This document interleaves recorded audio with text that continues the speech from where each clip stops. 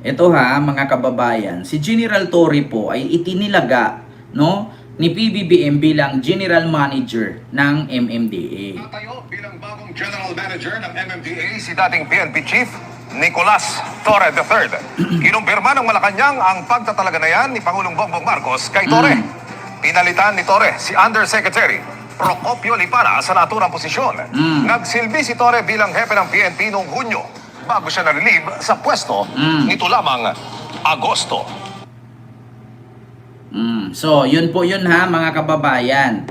No, so tinalaga si General Torre ngayon ni PBBM ng General Manager ng MMDA. Alam nyo ba? John Vic. Alam nyo ba, mga kababayan? Ganito yan. Kung gaano kasakit ang ulo niya noong PNP chief siya, mas matindi ang sakit ng ulo niya ngayon. At take note, mas malaki ang sahod niya dito sa bilang General Manager ng MMDA. Mga kababayan, alam nyo kung bakit nilagay si General Torre sa MMDA? Ganito yan.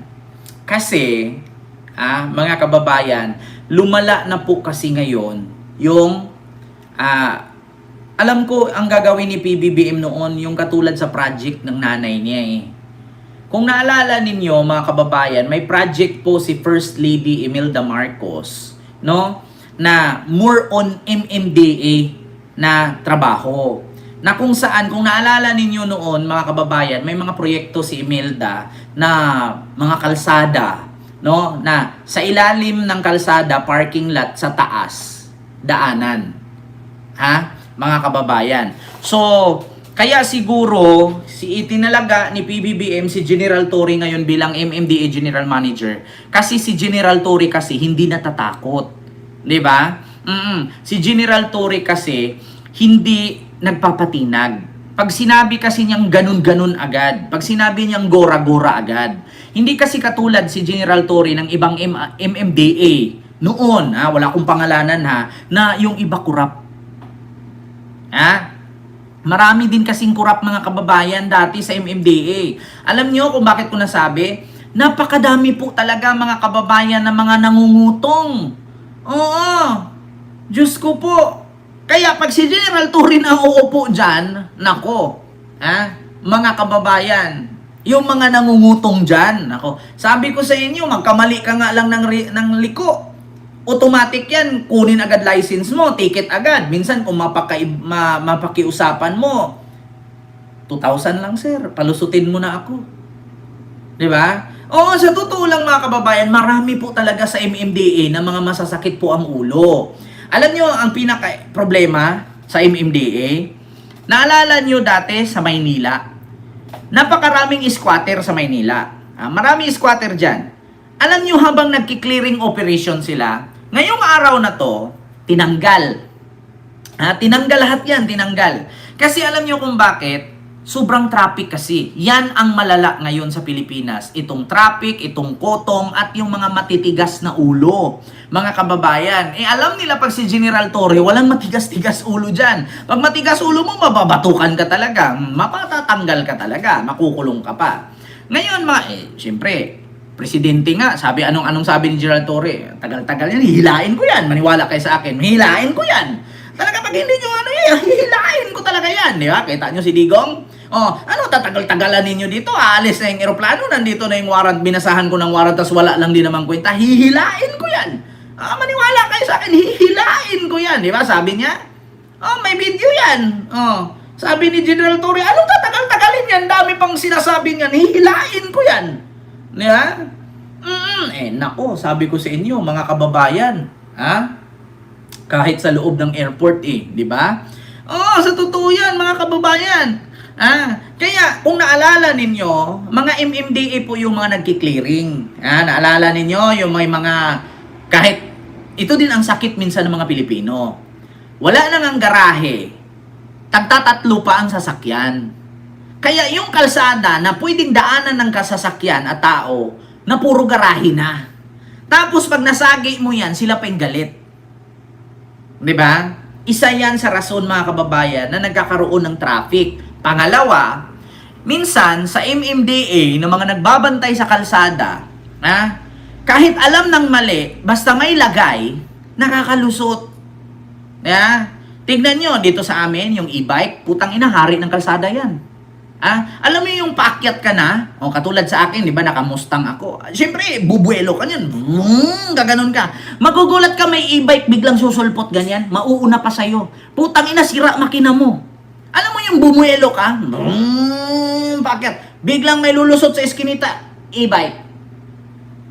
Tapos, siyempre, yung e-bike, may sakay, 3. Minsan may bata pa. Bumuelo ka na. Gumanon, ambis na, gaganon ka, ang e-bike, bigla kang hinto. Hintayin mo yung e-bike na makaakyat. Alam nyo mga kababayan, minsan sa kalsada, nakakamura ako. Minsan, bukod sa e-bike, alam nyo yung nakago na yung stoplight, may hihirit tricycle. Putang ina, yan ang pinakamasakit sa ulo, mga kababayan. Makakapal mo ka. Tapos pagbusinahan mo yan.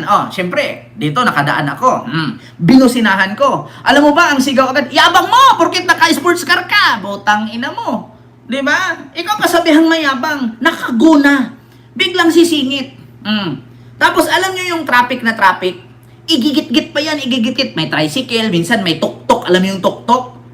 Uso yung tuk-tuk. Di ba sa Divisoria may mga ganyan?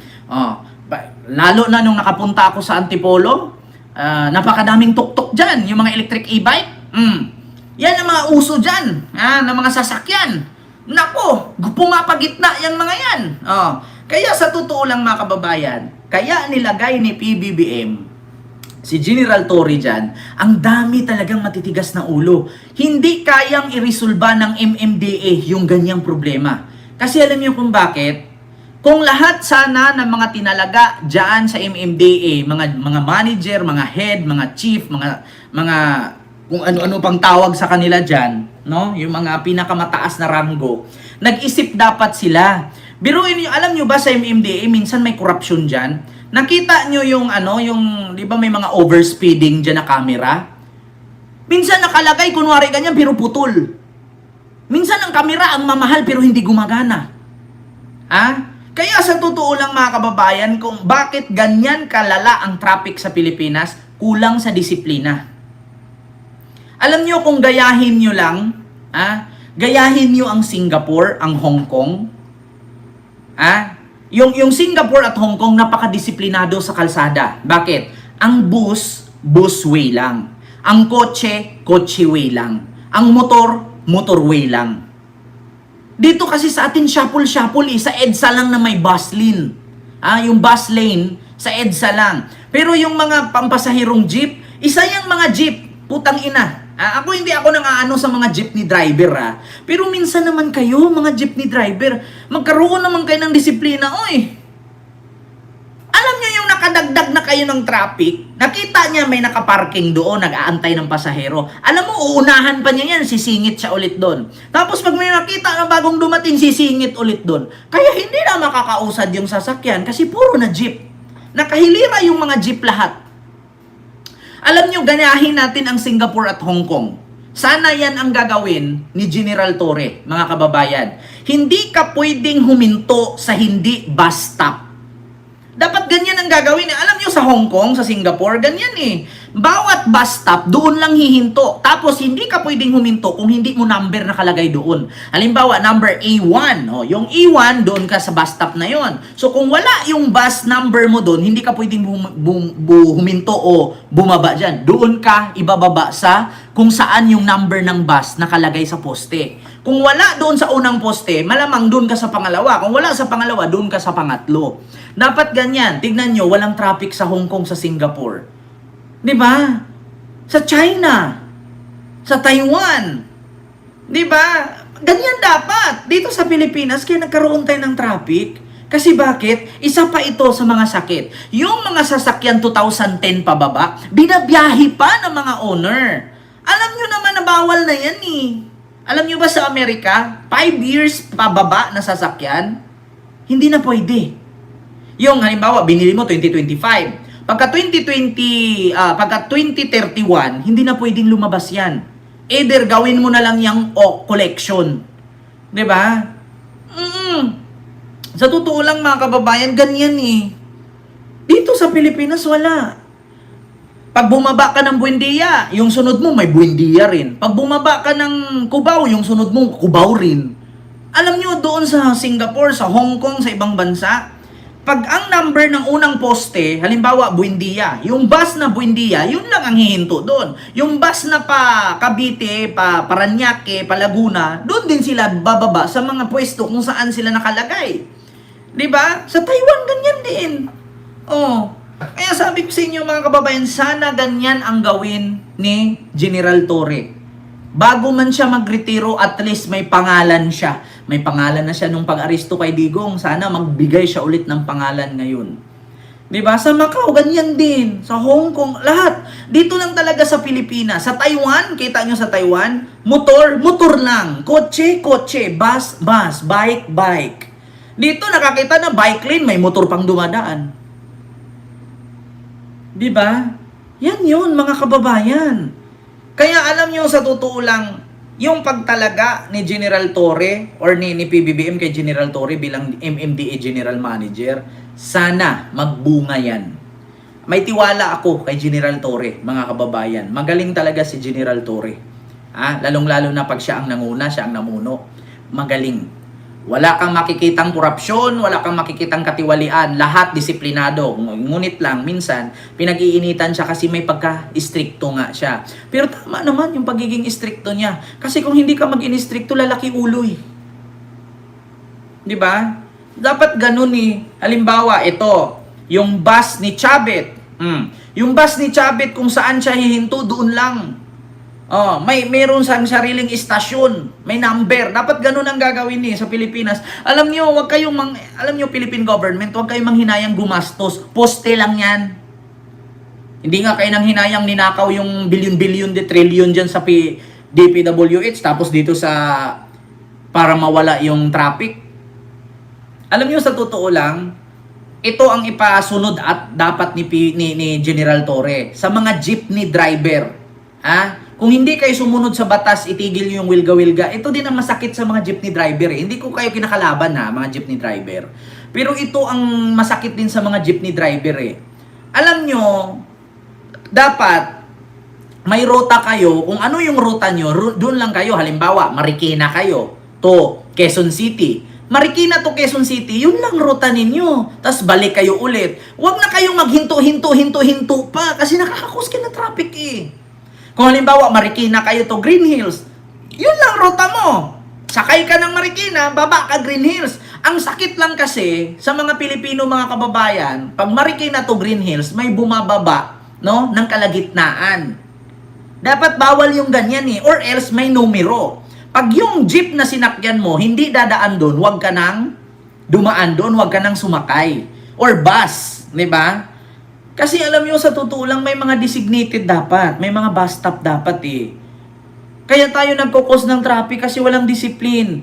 Kasi, syempre, Marikina to Quezon City ka. Diba? Or halimbawa, Parañaque to Manila na bus. Kung saan-saan humihinto yan eh. Nagkukos ng traffic tapos magugulat ka, may 10 bus yan, sunod-sunod. Wala na. Diba, dapat may number at may oras. Alam nyo, nung napunta ako ng Hong Kong, doon ako natutuwa eh. Bakit? Sabi ko, pumunta ako sa sakayan, kasi diba sa Hong Kong, pag nasa Causeway Bay ka, A1 or N1.